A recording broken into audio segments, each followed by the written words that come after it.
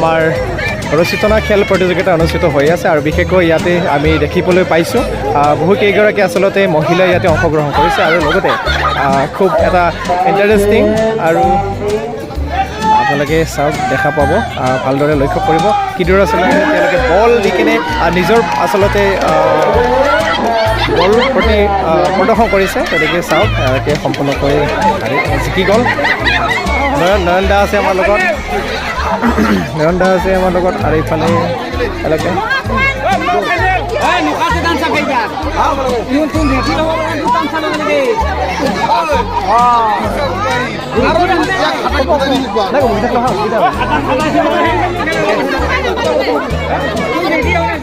আচ্ছা কি হ'ল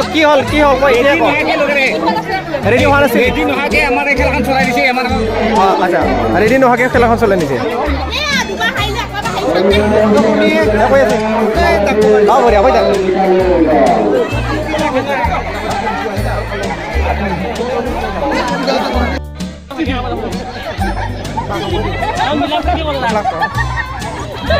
হয় দুটা টিমৰ উইনাৰ হৈছে না আৰু এইবাৰ এয়া হৈছে আমাৰ টিমত উইনাৰ হোৱা খেলৰ প্ৰতিযোগিতাৰ আচলতে উইনাৰ চিপ আৰু বিশেষকৈ আৰু দুটা টিম আমি একেলগে উইনাৰ কৰিছিলোঁ আপোনাৰ উইনাৰ হৈ কেনে কেনেকুৱা অনুভৱ কওক হয় আৰু আপোনাৰ মন্তব্যটো কওক কেনেকুৱা লাগিল আপোনাৰ উইনাৰ হোৱাৰ হয় আগন্তুকলৈকে কেনেকৈ খেলিব এটা জোৰকে চিঞৰ লাগে আৰু ইয়াৰ পিছত আমি আচলতে দেখুৱাবলৈ খুব আমি আচলতে আৱেগিক হৈ গৈছোঁ আৰু কি ক'ব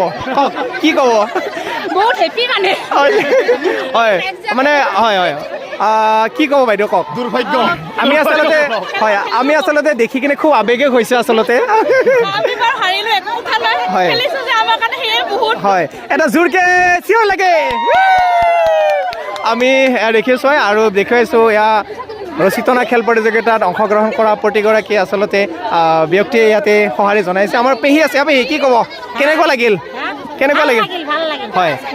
আৰু ইফালে আছে আপোনাৰ কি এয়া ৰচিতনা খেল প্ৰতিযোগিতাৰ এও কাষতে আছে কি ক'ব কেনেকুৱা লাগিল আজি ভাল লাগিছে না আপুনি অংশগ্ৰহণ কৰিছিল নে নাই হয় সুন্দৰ আৰু আমাৰ গুঞ্জন আছে গুঞ্জনে কিবা ক'ব অনুভৱটো কেনেকুৱা কওক অনুভৱটো কেনেকুৱা ধুনীয়া না হয় আমি কিমানজন উইনাৰ পালোঁ 12জন না ৰূপম দাস আছে আৰু আজি আচলতে এনেকৈ আমি উদযাপন কৰিছিলোঁ ৰঙালী বিহু উপলক্ষে আৰু আমাৰ লগত সুমন আছে সুমনে কি ক'ব শেষত মানে ইমান হয় নেকি জ্বৰ হৈছে হয় সেইটো মোক মানে সেই ফুটাব পৰা নাছিল হয় ডাক্তৰত যাই ঠাই সেই বলবানটো মানে নহা হৈছে মানে হাতত জ্বৰ পৰে না টানিল মানে গতিকে বহুত ভাল লাগিল আৰু ইফালে ধিতিছমান আছে হয় ধিতিছমানৰ কেনেকুৱা লাগিল হয় আৰু ইফালে আমাৰ হীৰক জ্যোতি আছে হীৰকে লাষ্টত শেষত আমাৰ দৰ্শক হিচাপত হীৰকে আৰু উপম দাসে কি ক'ব কেনেকুৱা লাগিল আৰু অনুষ্ঠানটো আচলতে হয় আজি বহুত ভাল অনুভৱ হয় সুন্দৰ আৰু আৰু আশা কৰিছোঁ আজিৰ অনুষ্ঠানটো সুন্দৰভাৱে গ'ল আৰু বিশেষকৈ আমি যিমান দূৰ পৰা আপোনালোকক দেখাবলৈ চেষ্টা কৰিছোঁ বা কৰি আছোঁ গতিকে ভিডিঅ'টো চাই কেনেকুৱা লাগিল আপোনালোকে কমেণ্ট কৰিব শ্বেয়াৰ কৰিব লাইক কৰিব ধন্যবাদ